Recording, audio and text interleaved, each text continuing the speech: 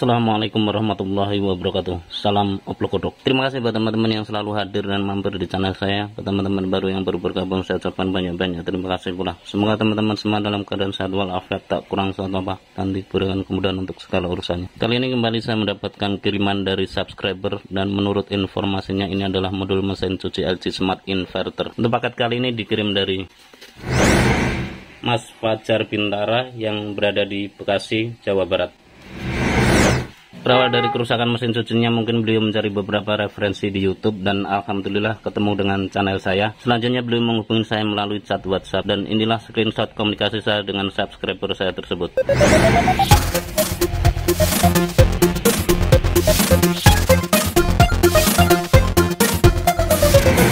Buat Mas Fajar Bintara yang berada di Bekasi, Jawa Barat, semoga beliau nonton video ini. Buat teman-teman baru yang bergabung, semoga ini bisa menjadi inspirasi. Tak lupa buat teman-teman yang selalu mengikuti channel saya, terima kasih atas kesetiaannya. Untuk lebih detailnya seperti apa, mari kita bongkar untuk paketnya. Lanjut.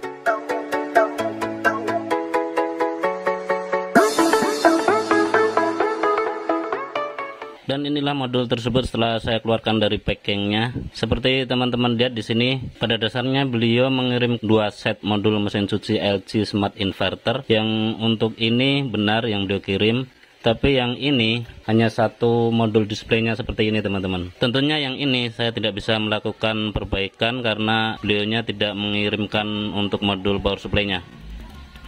Dan buat teman-teman yang mau mengirim modul untuk diperbaiki, tentunya harus mengirim modul display beserta modul power supply-nya. Ya, karena jika tidak dikirimkan dengan power supply-nya, saya tidak bisa untuk mencobanya nanti setelah proses perbaikan. Several days later. Setelah beberapa hari kemudian, selanjutnya subscriber saya tersebut mengirimkan power supply-nya, dan mari kita coba bongkar untuk power supply-nya. Dan inilah power supply tersebut setelah saya bongkar dari packingnya, seperti ini teman-teman. Sebenarnya untuk soket yang di sini itu tidak dilepas seperti ini ya teman-teman. Jadi soket ini tetap terpasang, dan setelah soket ini itu ada kabel yang mengarah ke modul displaynya ini. Tapi berhubung soket yang di sini dengan soket di displaynya itu beda bentuk seperti ini, itu nggak matching. Jadi jika teman-teman mengirim modul mesin cuci untuk tipe ini, itu harus melepasnya itu bukan soket di sininya ya teman-teman. Di soket di sini akan ketemu soket lagi, dan soket itu nantinya akan saya sambungkan di luar seperti ini. Ini saya putus, selanjutnya kabel yang dari sini pun saya putus, jadi saya menyambungnya itu kabelnya. Tapi kalau teman-teman mengirimnya itu seperti ini, mau tidak mau ini akan saya cowak di bawah, saya akan solderkan dari sini. Karena untuk mencobanya tentunya saya agak repot untuk menghubungkannya karena beda soket. Dan selanjutnya tentunya ini akan saya cok di bawah, dan ini nantinya akan saya solderkan di sini. Oke teman-teman, untuk kabel yang menuju ke arah display saya sudah sambung seperti ini, dan urutan warnanya seperti ini. Dari kiri hitam, coklat, merah, oranye, kuning, dan NC atau not connected. Selanjutnya biru, NC kembali, NC, NC, seperti itu. Selanjutnya coba kita hidupkan untuk modul mesin cucinya untuk melihat jenis kerusakannya itu seperti apa. Saya colokkan. Nah, nampaknya di sini tadi ada indikator yang nyala cuma redup dan sesaat, setelah itu mati. Dengan kondisi seperti ini tentunya saya pencet tombol power pun nggak akan respon. Ya, benar saja nggak respon. Oke teman-teman, setelah saya pelajari untuk skematik komunikasi antara board power supply dengan board displaynya ini, ternyata kabel yang saya solder di sini ini teman-teman, ini ada yang salah.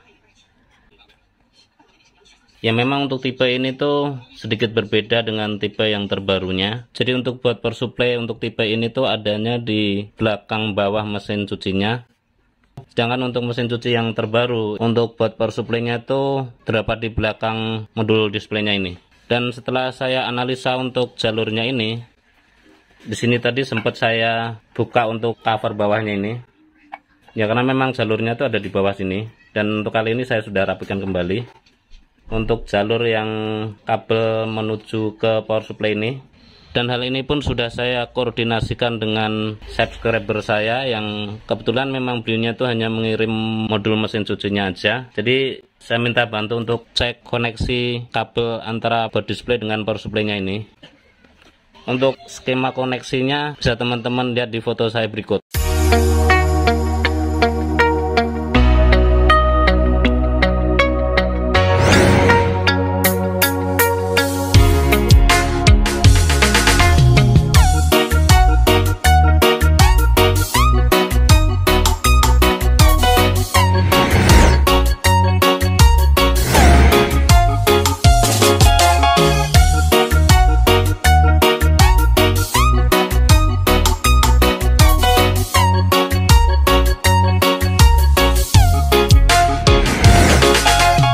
Setelah mempelajari jalur skematik tersebut, selanjutnya ini saya solder berdasarkan skema tersebut dan coba kita hidupkan untuk modul mesin cucinya untuk melihat jenis kerusakannya seperti apa.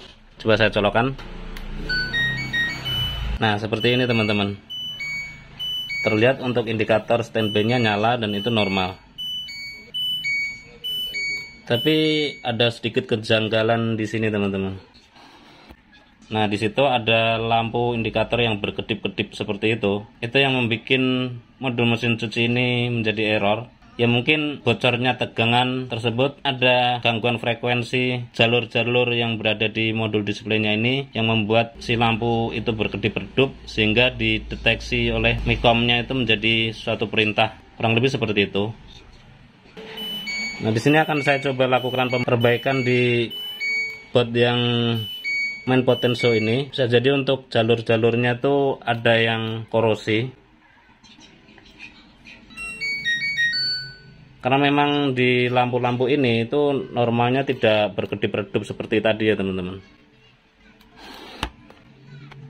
Dan setelah pembongkaran coba kita lihat untuk jalur-jalurnya seperti apa. Lanjut.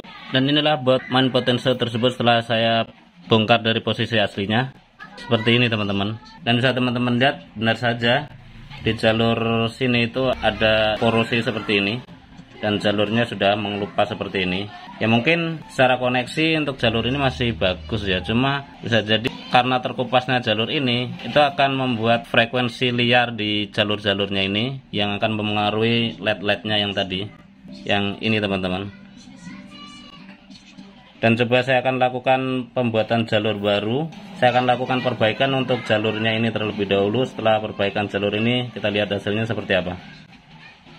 Dan kali ini sudah saya bersihkan seperti ini biar kita lebih enak untuk solder-soldernya.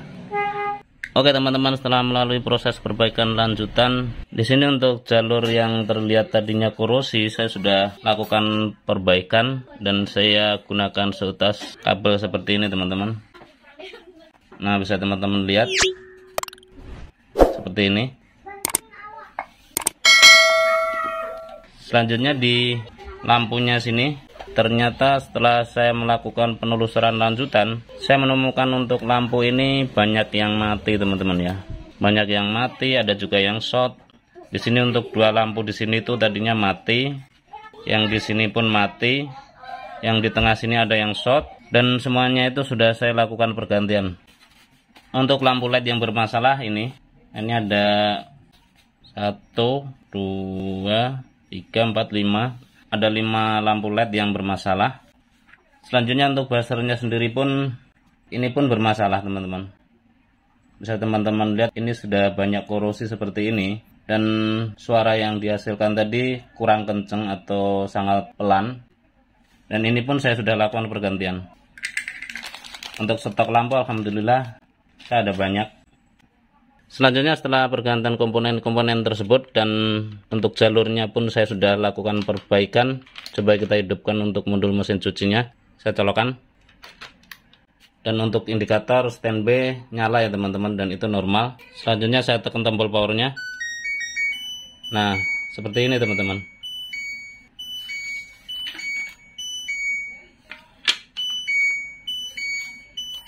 Untuk kali ini lampu sudah normal dan tidak ada yang bermasalah lagi.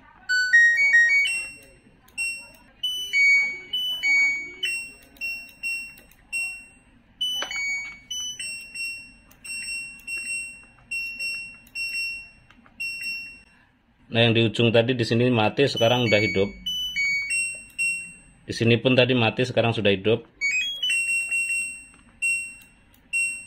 Ini di sini mati pun sekarang sudah hidup.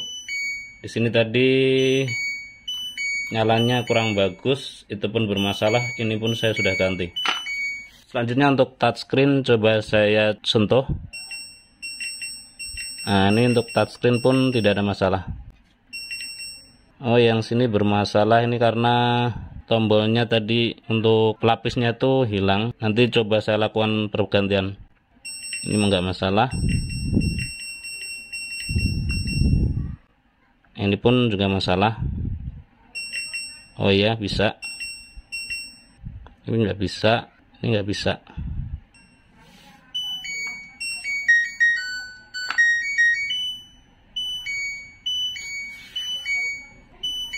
Dan selanjutnya akan saya rapikan, dan untuk touchscreen saya coba lakukan perbaikan.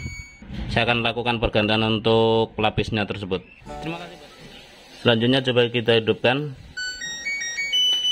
Dan untuk touchscreen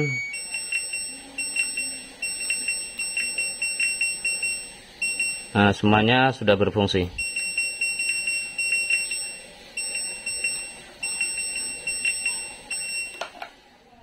Selanjutnya buat yang satunya ini pun saya sudah lakukan perbaikan, tapi mohon maaf untuk prosesnya saya tidak merekod secara detail karena durasi ya teman-teman. Coba saya hidupkan, saya colokkan. Nah, itu untuk indikator sudah nyala. Selanjutnya saya tekan tombol powernya. Nah, ini pun juga sudah normal.